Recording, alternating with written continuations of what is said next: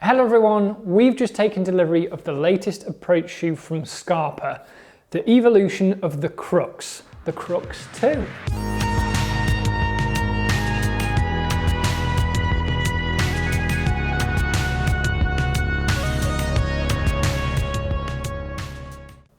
The UK first received the classic Crux, I suppose we could call it, back in 2012, and we're now on its fourth iteration.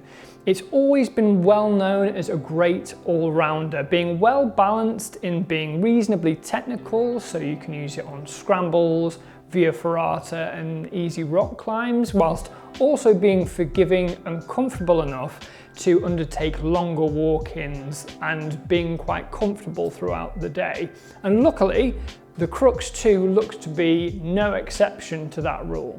Because of its history and its reputation for being a very durable and versatile approach shoe, Scarpa have been careful not to fettle with the formula too much. They still retain the essence of previous iterations of the Crux, with some new changes and improvements for the modern outdoor enthusiast. So first off, let's talk about shape. So the Crux 2 is based off of the previous Crux's last, Scarpa's BN last.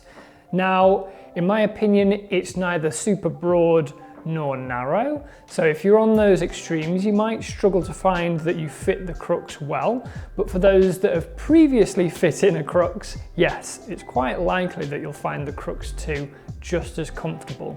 I do find the Crux 2 feels a touch more voluminous around the toe box at the very front of the shoe versus the previous generation, but it's only very minute, so it's very likely that you'll fit into it just as well as the previous version.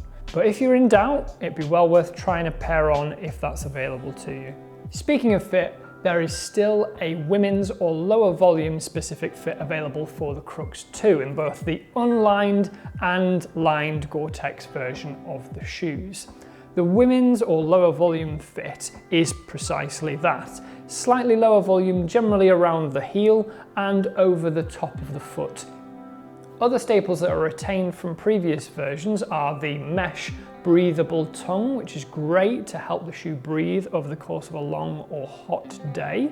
In combination with that, the Gore-Tex and non-Gore-Tex shoes have a suede upper, which is very durable and still very breathable. Of course, the non-Gore-Tex lined shoes will be more breathable than the membrane shoes. I'm moving to the sole now. It still has that same Vibram Mega Grip outsole, which is seen on most approach shoes these days. It's a tried and tested compound that is fantastic on mixed terrain and is generally going to be great in aiding you on those slightly more technical pursuits like scrambling or a little bit of easy rock climbing.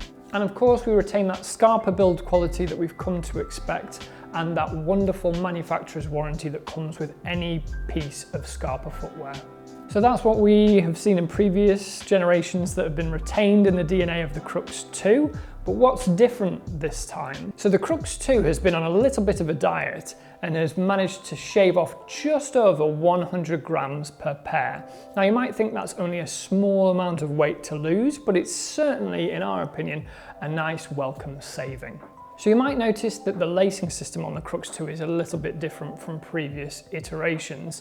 It features a slightly more asymmetric shape with thicker, chunkier laces and fabric eyelets.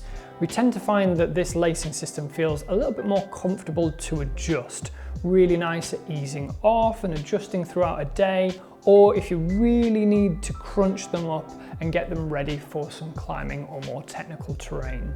We've also been informed by Scarpa that the rubber randing around the front of the Crux 2 is especially durable for this iteration. So if you find yourself on some particularly harsh or sharp rock, be reassured that you have that protective randing at the front of the shoe to keep you safe. And of course, as you've probably already noticed, there is a whole new range of colorways, which of course is the most important thing with any new launch of shoe. These colorways will be exclusive to the different versions, so the leather, non-Gore-Tex shoes and the Gore-Tex versions. For us, our favourite version is probably going to be the standard unlined shoe, mainly because it offers the best balance of reasonable weatherproofing, but the best breathability out of the two versions, which you're going to need on those long adventure days. Let's be honest, if your main concern is weatherproofing or ankle protection, going for a boot is going to be much more suitable than an approach shoe. So, what are your thoughts? Do you like the new Crux 2, or should it maybe have stayed the same as it was oh so many years ago back in 2012? Let us know your thoughts down in the comments below. And if you've enjoyed this video, why not hit that like button or even consider subscribing to our YouTube channel here at Rock+Run TV. That would be great. Thanks very much, folks, and yeah, let us know what you think down below. Take care.